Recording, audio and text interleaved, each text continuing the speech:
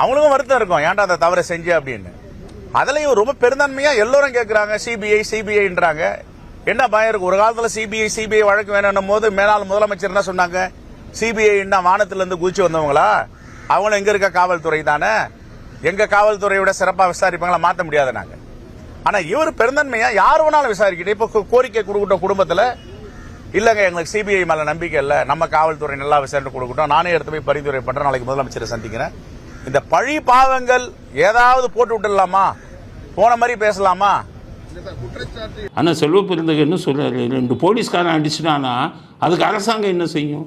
அதுதான் படிச்சிருக்கணும், அனுபவம் இருக்கணும். அரசியல் தலைவனங்கள்லாம் இந்த ஒரு போறவங்க வரவங்கெல்லாம் வந்தால் அப்படி தான் பேசுவீங்க, பொறுப்பு இல்லாமல்.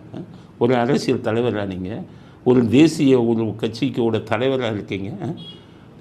ஒரு போகிற 2 போலீஸ்காரன் அடிச்சுட்டா இது எடுப்பாங்களான்னு சொல்லலாமா?